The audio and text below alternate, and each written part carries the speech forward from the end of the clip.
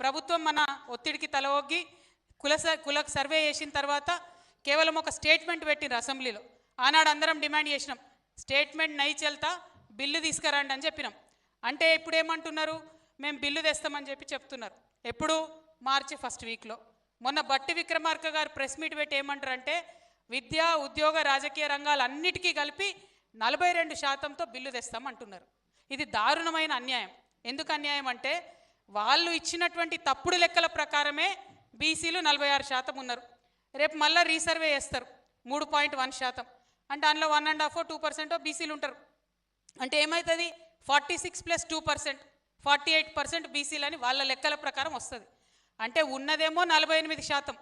మీరు విద్యలో 42% ఎట్లా ఇస్తారు?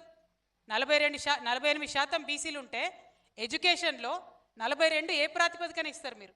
అంటే ఏ బీసీ కులాన్ని తీసేస్తారు అందులోకెళ్ళి? ఎవరిని విద్యకు దూరం చేస్తారు? ఇది అన్యాయమా కాదా ఒకసారి దయచేసి బీసీ మేధావులు ఆలోచించాలి. అట్లనే ఉద్యోగాలలో ఉన్నదేమో 48%. అంటే రేపు సవరించిన లెక్కల తర్వాత మనం ఎక్స్పెక్ట్ చేస్తున్నాం. పోనీ 46 అనుకుందాం. మరి నువ్వు 42% ఎట్లా ఇస్తావు ఉద్యోగాలలో? ఇంకా 4% ఎవరిది తీసేస్తాం? మరి అది ఆలోచించాలి కదా మనం ఒకసారి. పొలిటికల్గా రాజకీయంగా వాళ్ళు ఏమన్నారు? 42% ఇస్తామన్నారు. సరే ఓకే, వాళ్ళు మేనిఫెస్టోలో 42 పెట్టిరు. మరి అది ఏ లెక్కన పెట్టిరో భగవంతుని కెరక, ఎవరు చెప్పిరో, ఏ మేధావి చెప్తే 42 పెట్టిరో మనకు తెలియదు.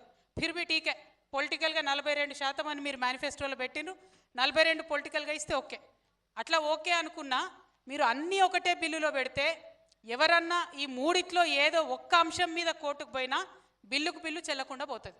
ఇది ప్రభుత్వ కుట్రగా నేను భావిస్తూ ఉన్నాను. అందుకే ఇవాళ ఇక్కడ ఖమ్మంలో ఉన్నటువంటి బీసీ విద్యార్థులను, మా బీసీ ఆడబిడ్డలను, బీసీ మేధావుల్ని అందరినీ కూడా నేను విజ్ఞప్తి చెప్తా ఉన్నాను. ముఖ్యంగా అడ్వకేట్స్ని దయచేసి సీరియస్గా ఆలోచించండి ఈ విషయం. పొలిటికల్ రిజర్వేషన్ పక్కన పెడదాం. ఎడ్యుకేషన్లో చదువులో నేను బీసీగా 46% మా జనాభా ఉంటే 42 మీరు ఎట్లా ఇస్తారు? ఏ ప్రాతిపదికన ఇస్తారు? 46 అడుగుదామా వద్దా? అది మనం ఆలోచించాలి.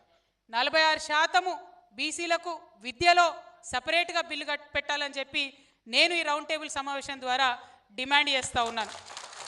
అదేవిధంగా 46% ఉద్యోగాలలో కూడా బీసీలకు సపరేట్గా బిల్లు పెట్టాలని నేను ఇంకొక డిమాండ్ చేస్తూ ఉన్నాను.